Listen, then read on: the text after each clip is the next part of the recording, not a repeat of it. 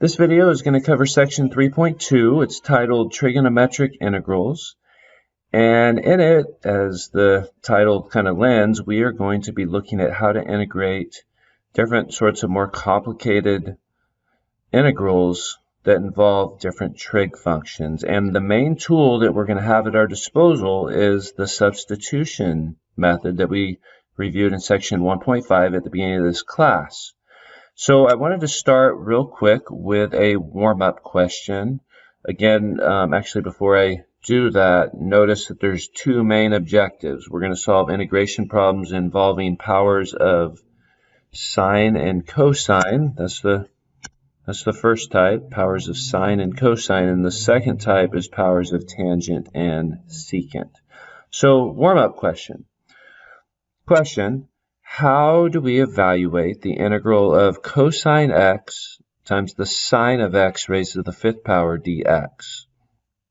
And I already alluded to the fact that we're going to be using the substitution method. This should be a problem that we know how to do from the substitution method.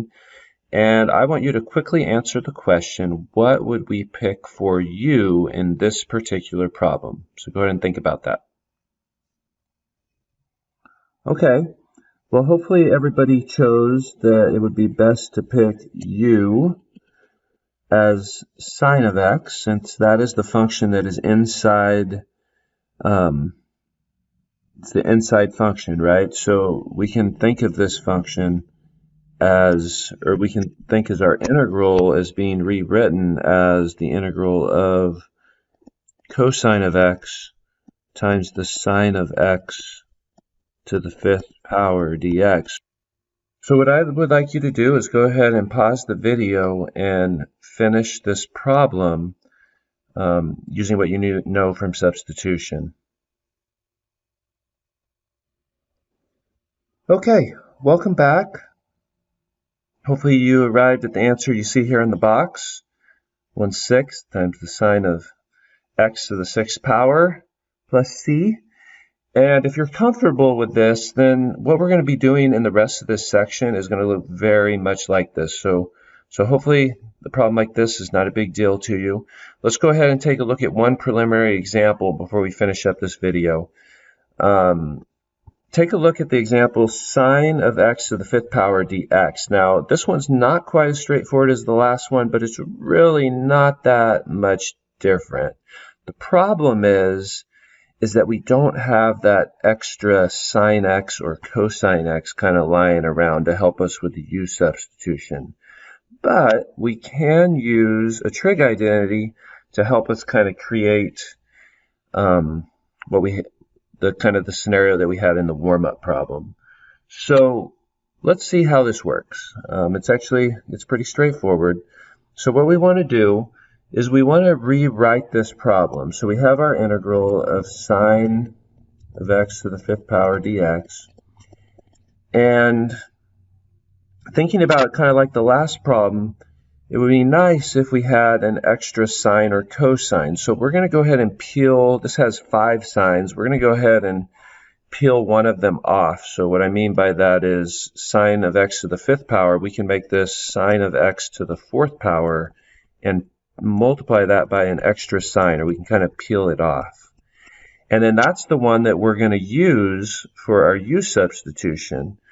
In other words, it would be really nice if we picked a u such that when we're done, we have something that looks like sine of x dx. Now, of course, we know that if we want to end up with sine x dx, we're going to have to let u be cosine x, which doesn't quite give us sine x dx. It gives us negative sine, right? Because we know that the derivative of cosine is negative sine. And then when we go ahead and solve for dx, we're going to get du divided by negative sine x, which is fine.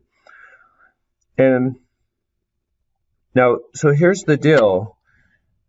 We have u is equal to cosine x, but our problem has no cosine involved, and that's where this identity comes in, because we know that we can take and isolate sine squared. We know that sine squared x, according to this identity, would be equal to 1 minus cosine squared x.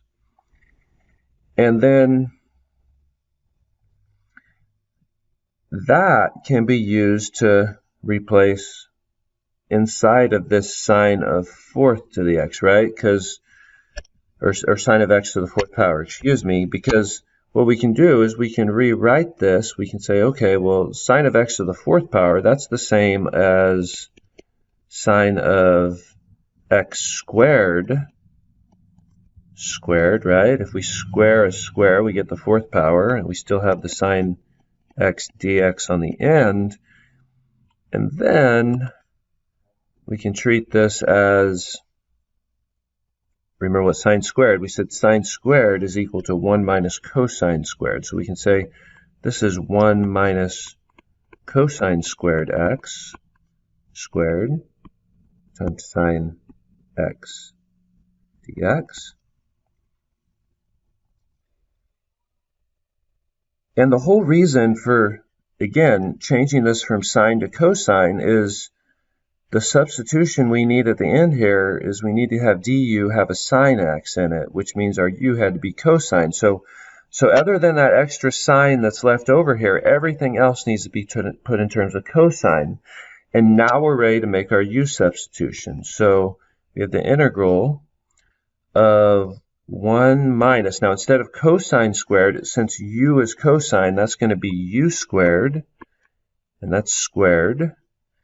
And then we have times sine of x, and then of course dx we said was du over negative sine x.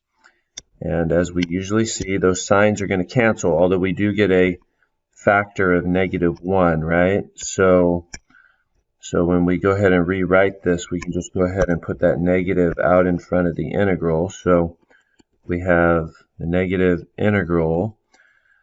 And we can go ahead and expand this 1 minus u squared squared. When we multiply that out, that's going to give us 1 minus 2u squared plus u to the fourth.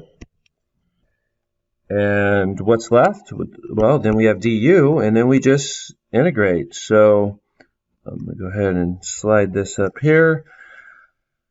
I'm taking the antiderivative of what we have. This is going to be u. This is going to be minus 2/3 u to the third plus 1/5 u to the fifth plus c. And then we can go ahead and back substitute. So we have minus,